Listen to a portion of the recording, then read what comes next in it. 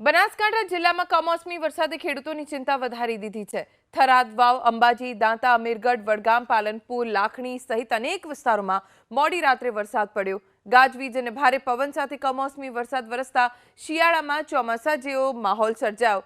માવઠું થતા ઘઉંના પાક સદંતર ઢળી પડ્યા છે, જેના કારણે ખેડૂતોને નુકસાનીનો ડર છે। સાથે રાયડો, એરંડા, જીરું સહિત અનેક પાકમાં નુકસાનની ભીતિ છે। 11 થી 12 નો ટાઈમ વાવાઝોડું હતો અને વરસાદ પણ હતો।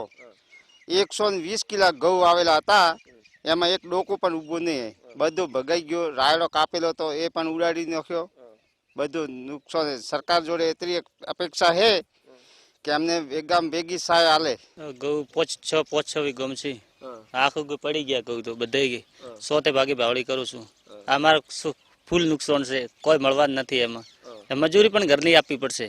બનાસકાંઠામાં મોડી રાત્રે કમોસમી વરસાદ વરસ્યો, જેના કારણે ખેડૂતોને ભારે નુકસાન થયું છે। દ્રશ્યો બતાવવાની કોશિશ કરીશ। બોર્ડર વિસ્તારના ગામડાનું તમે જોઈ શકો છો તે પ્રમાણે વાછોલ, વાપલા, વક્તાપુરા સહિતના જે વિસ્તારના ગ્રામ્ય વિસ્તાર છે ત્યાં ભારે વરસાદના કારણે ક્યાંક ખેડૂતોને નુકસાન થયું છે, કારણ કે ભારે પવન સાથે કમોસમી વરસાદ ખાબક્યો, જેના કારણે ઘઉંના પાકમાં નુકસાન થયું છે। તમે જોઈ શકો છો તે પ્રમાણે જે ઘઉં હતા જે ભારે પવનના કારણે ઢળી પડ્યા છે। ખાસ કરીને આ 5 થી 6 વીઘા જે ખેતરમાં 120 કિલો ઘઉંનું વાવેતર કર્યું હતું, જે વાવેતર કર્યા બાદ તમે જોઈ શકો છો રાત્રે કમોસમી વરસાદ ખાબક્યો અને ખેડૂતોનો તૈયાર પાક ઢળી પડ્યો। જોકે હાલ જે ખેડૂતોની માંગ છે કે સરકાર દ્વારા ત્વરિત જે ઘઉં છે તેની સર્વે કરીને યોગ્ય સહાય આપવા માંગ કરવામાં આવી છે। વસંત દિરગર, એબીપી અસ્મિતા, બનાસકાંઠા।